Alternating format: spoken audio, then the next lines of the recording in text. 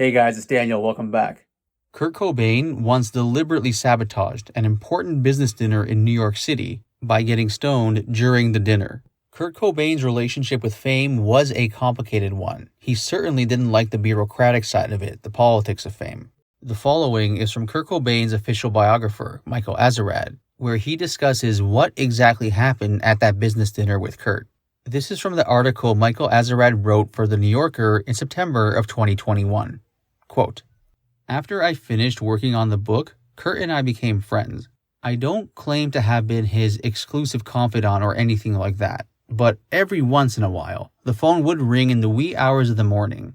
It was ridiculous that he'd call at such an hour. He didn't seem to have considered the time difference between Seattle and New York. Or maybe he thought that everyone else was as nocturnal as he was. But I always picked up. I worried that he might be in a crisis, and I didn't ever want to regret that I'd ignore such a crucial call. Usually, Kurt would want to rail, sometimes volcanically, about management or the label or the band. And after he'd gotten it all off his chest, he'd suddenly realize that he'd been talking completely about himself, pause and ask, 'So, how are you?' In July of 1993, Nirvana came to New York to play a show at the Rosalind Ballroom, a former dance hall in Midtown Manhattan. It was for the CMJ convention, which catered to college radio stations, a key platform for promoting the forthcoming In Utero. While he was in town, Kurt had a business dinner with a bunch of the grown-ups, as he disdainfully referred to the various executives involved in the band's affairs. The dinner took place at a fancy restaurant on the east side. He asked me to come along, I suppose so he wouldn't be completely alone with business types. Or maybe he wanted me to see for myself what he was always complaining about. 8 of us sat around a large circular table.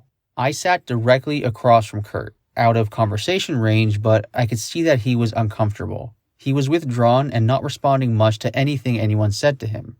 Everyone tried to pretend like nothing was wrong. They all ordered food, appetizers, entrees, and wine. But Kurt only ordered a slice of cake. Someone asked him, "That's all you're going to have, Kurt?"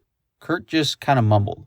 Kurt excused himself to go to the bathroom. He was gone a long time.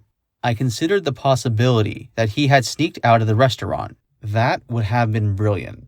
But eventually, just as I was starting to think that someone should go check on him, he returned. He was high, dazed, his eyelids nearly closed. He was nodding slightly. It was the first time I'd ever been sure that Kurt was high on heroin. Surely, everyone else at the table could see this too, but no one acknowledged it in any way, and the conversation continued around Kurt as if he were a senile grandparent. It was obvious to me that Kurt got high at the dinner deliberately as a self-destructive protest. The ostensible purpose of the dinner, aside from dining at a fancy restaurant and putting the bill on the expense account, was to discuss some pressing business decision with Kurt. But Kurt was in no condition to make any decisions. When the check was paid, everyone scattered. So I found myself standing on the sidewalk with Kurt, who was stoned out of his mind on heroin in a city he didn't know well. I walked him back to his hotel, holding onto his arm as if he were an elderly person in case he stumbled. I made sure that he didn't walk into other people or traffic.